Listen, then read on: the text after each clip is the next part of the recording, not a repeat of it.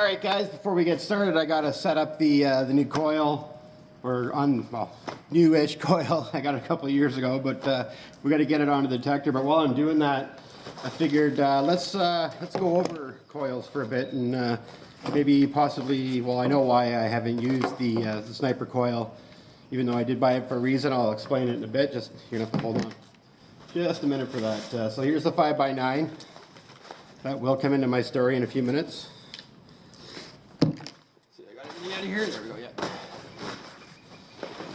So I don't know if any of you guys have Garretts out there. I'm sure a lot of you do. These bags are awesome. Actually, they. I'm not sure. I think it actually might fit the Mine Lab. I can't remember if I put it in here or not. But that'd be like sacrilegious to put like a Mine Lab in a Garrett bag, wouldn't it? So anyway, let's get this out of here. Get my shovel. Yeah, I think I've mentioned these shovels before. Predator Tools, really good shovel. I saw another one on the social media this morning. It's new.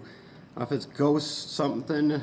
I'll try to look it up and see if I can find it. But looks like he's just getting everything up and running, and it looks like a really nice shovel. But yeah, if I find that, I'll put a link down below because I might be interested in getting one of his shovels. So it looks like kind of similar. Not really the same design. It's more got like a beveled, straight beveled edge, looks like on the blade itself, but it's got the teeth and the sharp edges like the Predator Tools, so looks like a really nice shovel. So anyway, let's get this out now. Oh, there goes my headphone things. So anyway,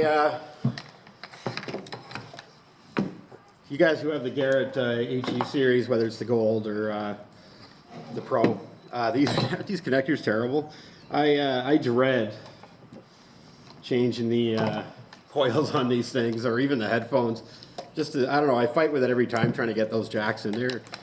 Oh, they should come up with a better design. But anyway, it's not a big deal. You don't change it very often. So anyway, the basically I have the I believe it's 5x9 coil that came with the Gold.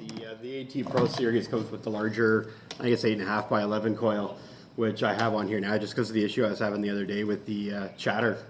It turns out I think I had some smooge or something inside the, somewhere anyway that was setting it off. Put it in the creek, rinsed it out, and everything was fine. So anyway, the reason I think I have not gone and used the sniper coil is the effectiveness of this double D 5x7, 5x9, 5x7, something like that. Anyway, I really have no issues finding targets in the noisy ground. I get a bit more depth on the double D. As far as I know, like I said, I haven't used this, but from everything I've seen in the specs, this will not go as deep. But like I said, where I am today, I'll get to that. Anyway, so anyway, that's why I probably haven't used it. This is a great coil. This is my go-to coil. I use it, I mean, pretty much almost every time I go detecting. The only time I've taken it off is when this machine starts that chattering, the issue that I have. I don't know if it overheats or what's going on, but I don't know, it's just weird. Like I can't, no matter what I do, I undid the cable once and put it back on and it worked. But then I went in again and it started chattering. I tried that a bunch of times, didn't work until I submerged it in the water, gave it a rinse, and everything was fine. So I don't know if it's just overheating and maybe the bath cooled it off. I don't know. But anyway, that's the reason I have not used my sniper coil yet. But I did spend a nice little bit of money on it. So I'm in a park that's not going to have much for deep targets or history. So, and it's trashy. I mean, it's a ball diamond. There's beer caps everywhere. So this might be a good tool for today. So let's give it a try. And at the end of the dig, maybe I'll just do a synopsis or recap and see, let you know what I thought of it. All right, well, let's get this off. So anyway, thanks again for being here watching the video. I really appreciate it. It's fantastic that you guys are here. I've kind of set a goal to hit 100 subscribers by the end of the week. I don't seem to be having much luck, so if you guys can help out, that'd be fantastic. Like I said at the beginning of this video, if I do make money off of this video in particular, I will donate any of the proceeds to the Michael Ward fund, whatever. I'm not sure what fund they have set up for it, but they do have something because they do a charity every year. Even if I have to wait till they do their golf tournament next year, that's fine. But anyway, yeah, very sad day for everyone. Still is. And something just went flying. So anyway, I know a lot of you guys out there are very, not there was the word I'm looking for, experienced and know the difference between coils and what does what. And you know, this is not going to be any surprise to any of you guys. But any for the new guys out there just getting into the hobby or interested in it, you know, coils are a big part of the machine. I mean, the brains obviously in the box are, you know, what it does and what you can determine out of it is very important, obviously, and the numbers and sounds depending on the machine you have. But you know, the double D coils are just the way the magnetic field, I guess, runs, and it's, I don't know what the word I'm looking for. It's different pattern than a normal coil, and the larger the coil, usually, generally, the more depth you will get out of it. I mean, that's not always the case. I mean, sometimes you might take a bigger coil and go into some ground. You're like, well, I'm not getting any deeper. Well, a lot of that will depend on the ground itself. I mean, some ground is dry, and I find penetration on dry ground isn't as good if the ground's wet. Obviously, the signals will travel through wet ground a lot better, which should be good today because it's pretty damp out here today and quite foggy still. So I shouldn't have any problems with depth, which would be good using the sniper tool or coil. So anyway, this is the larger coil. You can get bigger, you can get aftermarket coils as well. But this is a pretty good coil. You know, it's not the easiest for pinpointing. I mean, it's not hard. I mean, I've missed a few, but the other one I rarely miss on pinpointing, just because it's smaller and you get a tighter grouping in the pinpointing. So yeah, if you can see the difference between the two, I mean, it's quite different. But this coil here, I still find deep targets. I mean, this is a winner chicken dinner coil. Love this coil. And why did this just beep? It looks like I'm still recording. Sorry, guys. Every once in a while, my camera makes weird sounds. I haven't figured it all out yet. I really should read those instructions. I keep saying that. Anyway, so that's the difference between these two. I mean, obviously the same basic dimension, well, shape, size, like size-wise is different, obviously. So they both work in the same parameters. This one will go deeper. The bigger the coil, the larger the loops. The smaller the coil, the smaller the loops, the less penetration you'll get. So again, with this one here, the Super Sniper, it's going to have a different, I don't know, I've never used it, but I'm sure it's going to have a different feel, workings within it, and how it sounds within the ground. So that might take a bit of adjusting. I'm not sure, I could be wrong, but like this one here, I'll get like a beep, beep, beep, like different tones that I'm very, very used to. And let's see, I don't know, but we'll get it there, and we'll see if it sounds the same, or if it's better, different. I mean, if it's not any better, I'll just go back and I'll try this one again, because last time I had it, it was chattery, so it'd be nice to put it on and see if that little bath worked. So anyway, let's stop just chit-chatting and work and chit-chat. That's a little better. So yeah, so any of you guys wanting to get into this hobby, I mean, I highly recommend it. It's a lot of fun. The forums are fantastic, all the Facebook groups and Twitter groups. I mean, it's amazing what some guys find. It just blows my mind, some of the things. Like, I found some cool things over the years, like gold pocket watches, 1732 Spanish real token version. I guess the back in the day, like this is 1732, you know, US and Canada didn't have their own currency back then. So basically, currency was minerals, your golds and silvers and stuff like that. So that's where the gold coins and silver coins come into play. And that coin in particular was a 4-bit, so it was a half. I can't call it a coin, it's a token. So it's a half a real. Now the token version is, the one side is the twin pillar design, that everyone, anything about Spanish reals will know that design. But the other side is stamped as a 4-bit token. So these were made to bring up into the U.S. and Canada and the North America countries for currency, basically. So they didn't do the real version because we didn't have currency or like their own money. So that's what was used back then. Now the interesting thing about that find is where I found it. It was found in my small town that was not even, you know, around in the 1700s. So my only thought on that one was someone may have had it, you know, or someone picked it up, didn't know what it was, and lost it. I mean, like I said, it's because it's a token, and I've had this with a few coins. There's no value. It's coin collectors want coins. I mean, correct me if I'm wrong. I'm sure there are collectors out there that are, you know, want tokens. I guess I don't know. A lot of them don't.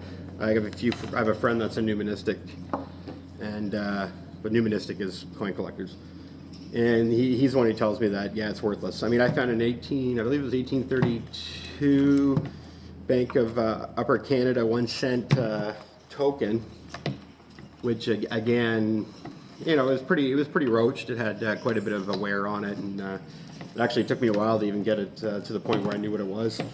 So I brought it over to him because I was just ecstatic after I found it. I found it up in another town near here. This cam lock's giving me a hard time. So anyway, I brought it to him, and he goes, coin collectors don't want tokens. He goes, it's worthless. And you know what he says too is, if it comes out of the ground, it's worthless. Now I don't know. I have mixed thoughts on that. For me, the history value of it is far more important to me, I guess. I mean, it's a piece of history that I own. I know where it was found, and the area, like doing the research, and historically, for me, it was a fantastic find. It was found on a homestead, well, across the road from a homestead of the first home in that town. And why is this not? Oh, well, there it is. So anyway, I got this coin. Sorry, I lost my train of thought. Across the road where the first homestead was built was the first mill. I don't know if it was a grist mill or a sawmill, I'm not sure, but it was a mill of some sort. And I found it there. So obviously someone had lost it. It was by a big old tree. I mean, it very well may have been there. That tree may have been there back when that was lost. So, you know, for me, that's history. And no one can take that from me, right? So gotta find out where I locked this in. I don't know if it's under my GoPro. I'm having a tough time here. What happens when you're talking and trying to work? But yeah. So yeah, that's for me. You know, when I find this stuff, that's what it's all about for me. And I'm sure a lot of these all you other detectives out there will probably relate to that. You know, you got your history groups. You know, you're the frown against the metal detecting community and think what we do is disruptive to whatever they're doing. But I mean, honestly, if no one ever finds it and it just sits in the ground, eventually it's gonna rot away. It's gonna be gone. So what's the point of history being in the ground and it's never found? So if it's never found, how's it history?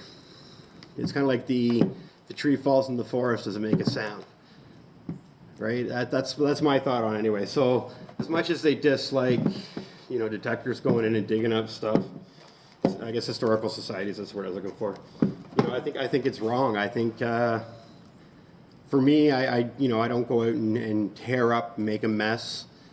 I mean, if you really want to get into it, I guess document where it was found, GPS coordinates and stuff like that, and that might help. But you know, it is what it is, right? It's my thoughts on it. What's your guys' thoughts on it?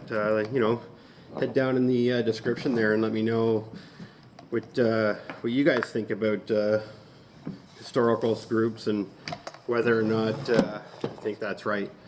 And the coin collectors out there, like I said, you know, I have a bunch of numismatics on my Facebook page, so hopefully you're watching this video and let me know what your thoughts are on the tokens. So anyway, I'm just about ready to go. Now hopefully I can get this, because this is new, it's going to be harder to get this connector in here, because these things are a nightmare. Here, I don't know if you guys can, for all you guys out there that never used a Garrett, and you've got to line that half moon up to the half moon in there with the pins, and it's the tightest little spot. You can't get your hands in there well. on the Garrett AT series detectors anyway. So let's see how long it takes me today. Once they get worn a little bit, it's not as hard, but oh, I got her. There we go. So that wasn't too bad today. And then just doing the retainer pin or nut, I guess. All right, so that's my thoughts on coils. So any new guys know, obviously, basically the larger the coil, generally the deeper you're going to go. But on the other side, the larger the coil you go, I find the more difficult it is to pinpoint your target. Especially when you get deeper, you start getting really faint tones, and you're digging a lot deeper. I mean, when I've got the big, I think it's like a 12-inch or 4, I don't know, I can't remember the size of it from my mine lab. It's just massive. And man, I've done some digging some days over 2 feet down, and I've pulled out a toy car. Cool find. It was an old toy car, which was great. So, you know, that was kind of neat. It was like dicky cars that were this big nowadays. This thing was like this long. It was just, I don't know if I find the pictures on that. If I do, I'll throw it up on the video here, but I don't know if I'll find it. I took it quite a few years ago on one of my phones. I think it might be on my on one of my pages there, the Instagram. I think I put it on Instagram there a few years ago, so it'd still be there. So anyway, it's almost time to get started here. Get my GoPro mount back on my detector. I don't know if I'll use it or not today, but yeah, hopefully this weather clears up a little bit, and maybe if I'm done detecting, go out and shoot a trick shot video. I really, I enjoy shooting those. I don't know if maybe that's why I'm not getting the subscription base. Maybe a lot of people don't like those videos. Maybe they think it's childish. I don't know. But, you know, I like to have fun. That's what I'm all about.